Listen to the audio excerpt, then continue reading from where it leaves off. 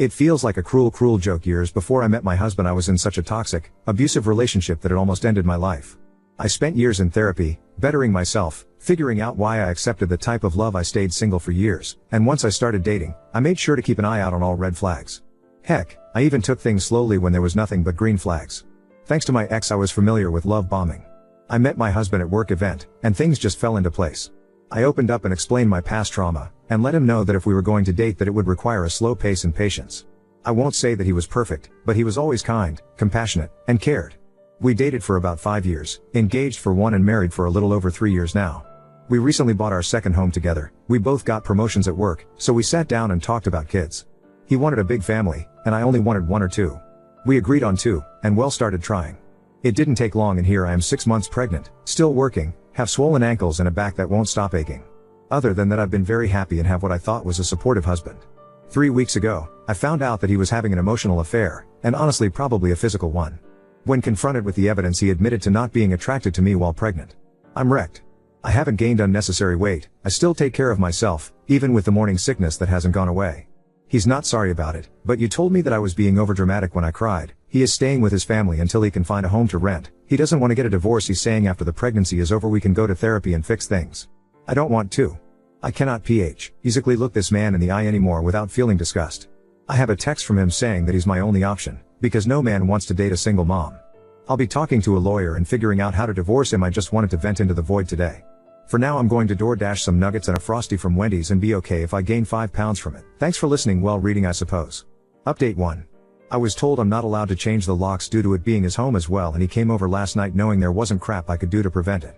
Thankfully, he only grabbed some personal belongings, threatened to take the dogs. He did not, and let me know he emptied our shared account.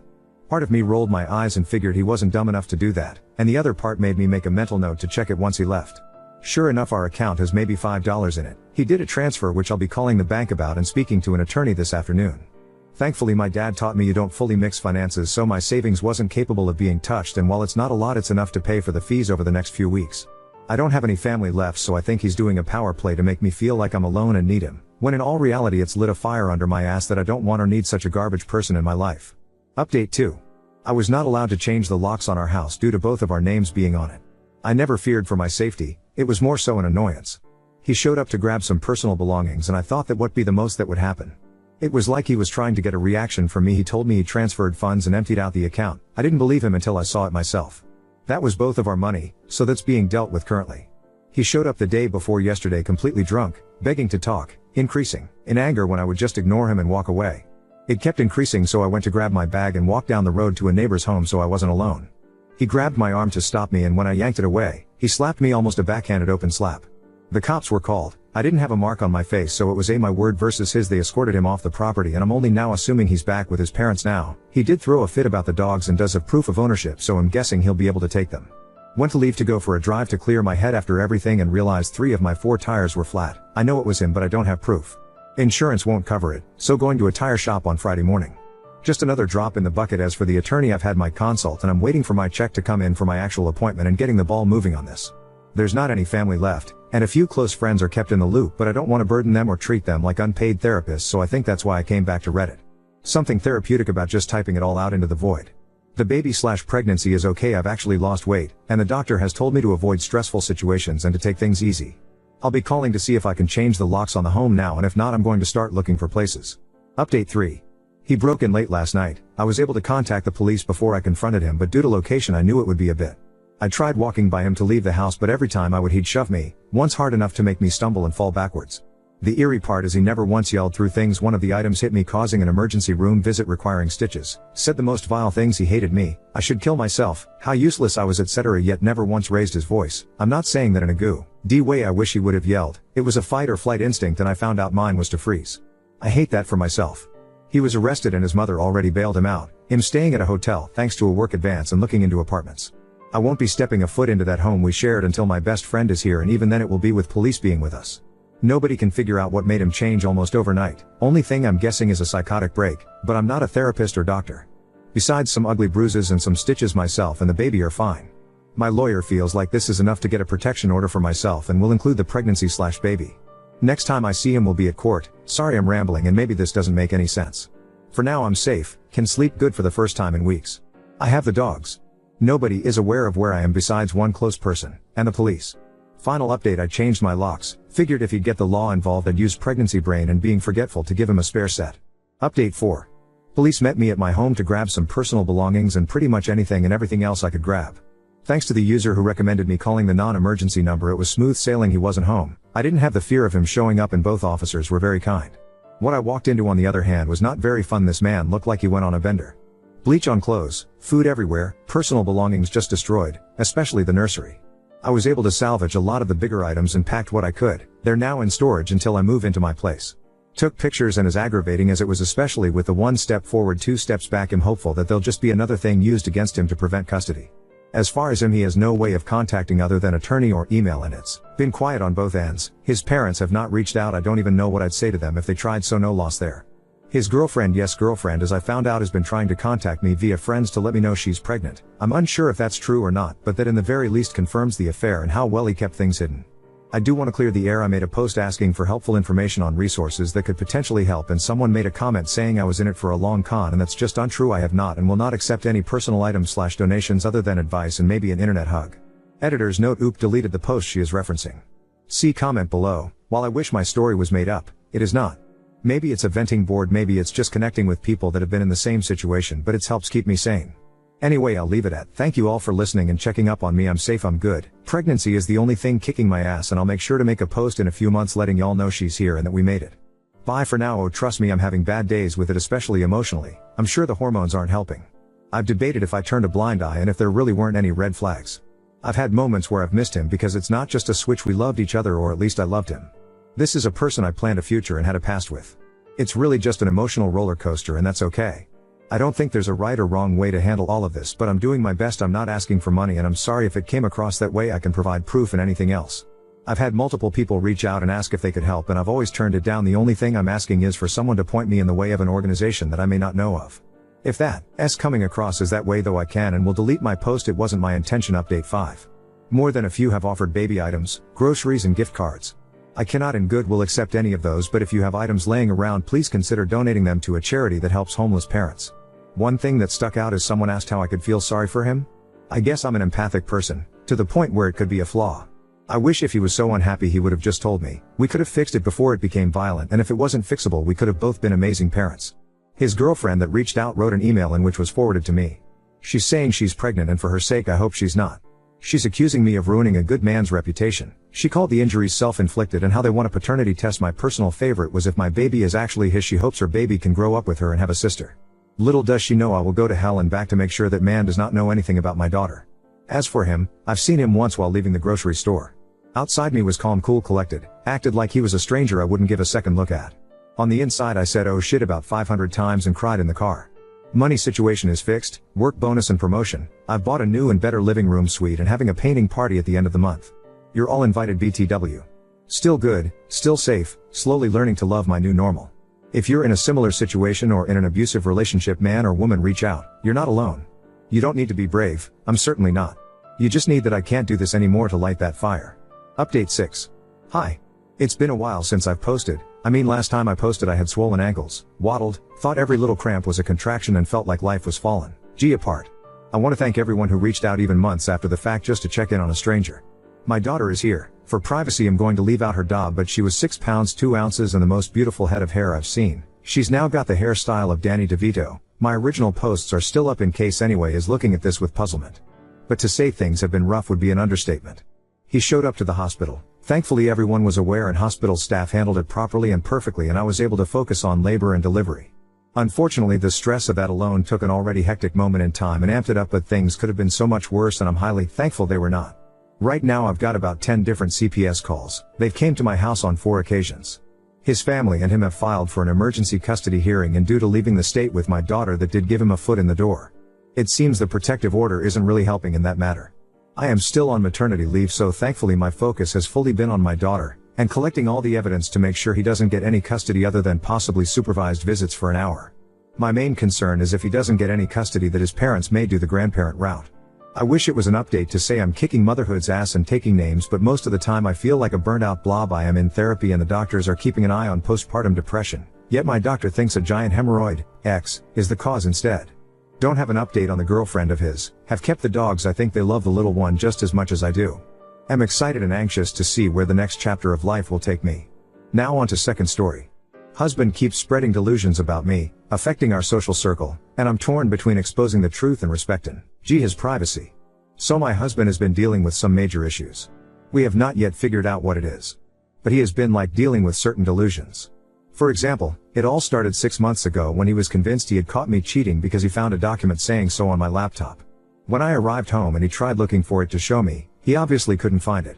He is going to therapy, but as of right now, we are technically separated and living in different rooms. It's just because this keeps happening. A certain insecurity eats itself into my husband, and he becomes convinced that it's the truth. He either dreams proof or he just convinces himself that anything is proof. I'd what he does with the therapist. But I honestly don't see it getting better.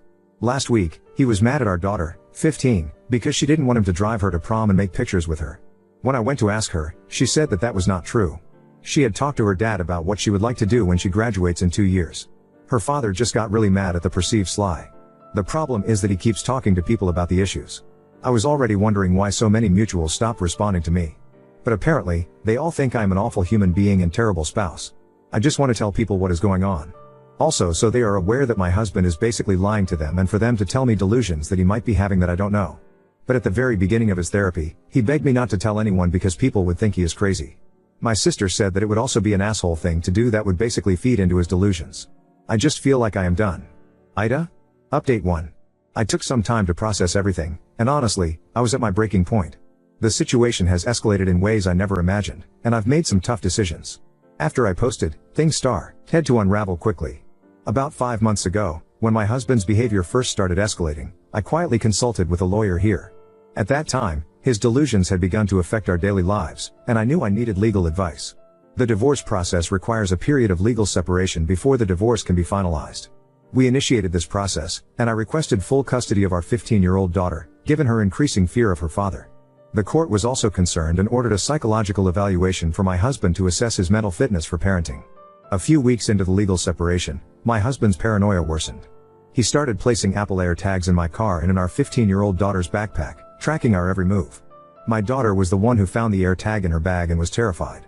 When I confronted him, he insisted it was for our safety, but it was clear to me that his paranoia was spiraling out of control. This incident deeply affected our daughter, who began refusing to see her father. Around this time, my mother-in-law reached out to me. She was concerned because my husband had accused her of cheating on his father, something that was completely out of character for him. Phil didn't believe it for a second but was deeply worried about his state of mind. Her reaching out was a small but much needed relief. She acknowledged that his behavior was erratic and offered her support, knowing that something was seriously wrong. My older daughter, 19, had also become involved in the situation. She had been quietly documenting her father's behavior for months. She recorded 3 different occasions where my husband went on delusive rants. The first was about how I'm supposedly cheating on him with one of my coworkers, a man I barely interact with. The second was about how our 15-year-old daughter was secretly dating someone older and lying to him about it. The third was about how the entire family was conspiring against him to make him look crazy. Watching these videos was heartbreaking, but they validated everything I'd been dealing with privately. Things escalated further when my husband almost attacked one of my colleagues. He had convinced himself that this man was the affair partner I was supposedly seeing behind his back. It took all my strength to physically separate them before the situation turned violent. As the legal process continued, my lawyer informed me that due to the severity of the situation and the psychological evaluation ordered by the court, my request for full custody was strongly considered. In Spain, courts typically prioritize the well-being of the child, and given my husband's mental state and the danger he posed, it seemed likely that I would be granted full custody of our 15-year-old daughter. She had made it clear that she didn't want to see her father, and the court was taking her wishes into account. In the midst of this, my 19-year-old daughter decided to take matters into her own hands. She posted the 3 videos she had recorded of her father's breakdowns on Instagram, along with a compilation of texts, photos, and other evidence she had collected over the past few months. Her intention was to show the world what we had been enduring, but it quickly turned into a public spectacle. The backlash was intense. Some people were horrified and reached out with sympathy and support, while others criticized us for airing dirty laundry and accused my daughter of betraying her father. As the divorce process continued, my husband's mental health became a significant factor. The psychological evaluation ordered by the court revealed the depth of his delusions, particularly around cheating and female sexuality. It became clear that he was not fit to make decisions regarding our daughter's well-being. The evaluation supported my claim for full custody, and the court is now in the process of finalizing that decision. In the meantime, All communicate. Ion between my husband and me is being handled through our lawyers, and I'm ensuring that any interaction between him and our 15-year-old daughter is supervised. Given the severity of the situation and the damage done to our lives, I'm making plans to move away with my daughter once the legal proceedings are finalized. My reputation in our current community is shattered, thanks to his delusions and the lies he has spread. Starting fresh somewhere new seems like the only way for us to heal and rebuild our lives. I never wanted it to come to this. I still care deeply for my husband, but I can't keep sacrificing our well-being for the sake of his image. The revelation that he's been lying to his therapist, or rather, his unqualified life coach, was a breaking point for me. I realized I couldn't trust him to get better on his own. Thankfully, some friends have started to see through his stories and are reaching out to support us, which gives me hope. But I know it's going to be a long, difficult road ahead. For anyone else in a similar situation, please know that you're not alone. This has been the hardest decision I've ever made, but sometimes you have to do what's best for your own mental health and safety, no matter how much it hurts. Update 2. Last week, my husband showed up at our home completely out of control. He wasn't supposed to be there, but he came without any warning, and right away, he started yelling. He was accusing me and our 15-year-old daughter of being against him, saying we were plotting to destroy him. He was furious. I tried to calm him down, but it just made him angrier. He started throwing things and shouting that we were ruining his life. Then, he turned on our daughter. He called her a whore and said she was supposed to be the good one, but she had turned against him too. He was moving toward her like he was going to hit her, and I got between them to protect her. That's when he shoved me so hard I hit the wall, and he slapped me, across the face. I was stunned, but he didn't stop. He grabbed my throat and started strangling me. I fought back, scratching and biting to get him off me. Meanwhile, my daughter managed to call the police while this was happening. She was terrified, but she stayed on the phone with them, begging for help. When the police arrived, they arrested him right away. He's now facing charges for domestic violence, and the court has put a restraining order in place. I can't even explain how scary that moment was, but I'm just glad my daughter was able to call for help. I don't know what would have happened otherwise. The legal process is moving quickly now, especially after the violence. The court has ordered a psychiatric evaluation to see if he's fit to even be around our daughters, let alone have visitation rights. At this point, I'm expecting full custody of my 15-year-old. She's been through so much, and she doesn't want to see her father anymore, even if it's supervised. I think the court will honor that, especially given everything that has happened. On top of all of this, the videos my 19-year-old daughter posted online have continued to spread. A lot of people have reached out with their own stories about the things my husband told them, things I didn't even know he had said. It's hard to hear, but it's also helping me understand just how bad it was. Some of the delusions he had included, he thought I was part of a secret group plotting to harm him. He believed our 19-year-old was spying on him for me. He thought our 15-year-old was trying to poison him by putting something in his food. He said his mother was having an affair with her best friend. He told his father that I hired a private investigator to follow him. He thought a family friend was trying to take over his business. He said one of my close friends was in love with me and trying to help me leave him. He told neighbors that I was going to sell our house and leave him with nothing. He believed my boss was helping me hide money in offshore accounts. He thought our daughters were hiding secret phones and communicating behind his back. He accused me of manipulating our children to turn them against him. He said his sister was trying to steal his inheritance. He believed I had hidden cameras in the house to watch him. He accused me of using witchcraft to control his mind. He thought I was planning to flee the country with our daughters. It's been overwhelming to hear how far his paranoia went. Some friends have apologized and now understand what was really happening, but others still believe his stories, and that's been hard. I'm not sure how to fix all the relationships that were damaged by this. I've also been getting a lot of questions about what has happened with my daughter's therapy and the divorce process, so I'll explain a bit. At first, we had to put my daughter into telehealth because we were waiting for an in-person spot with the therapist we were referred to by our doctor. It took some time to get that set up and approved, but now she's seeing someone regularly, and it's been helping. As for the divorce, it could have been simple, but my husband has turned it into a high-conflict situation. I've been so frustrated with how slow it's been going, especially because it didn't need to be like this. But because of everything he's done, the courts have had to be more careful, and it's taking longer than expected. I'm only communicating with him through lawyers now. Once everything is done, I plan to move with my 15-year-old to start over somewhere else, away from all of this. That's where things stand now. It's been a horrible, painful experience, but I'm doing my best to keep my daughters safe and make sure we can move forward.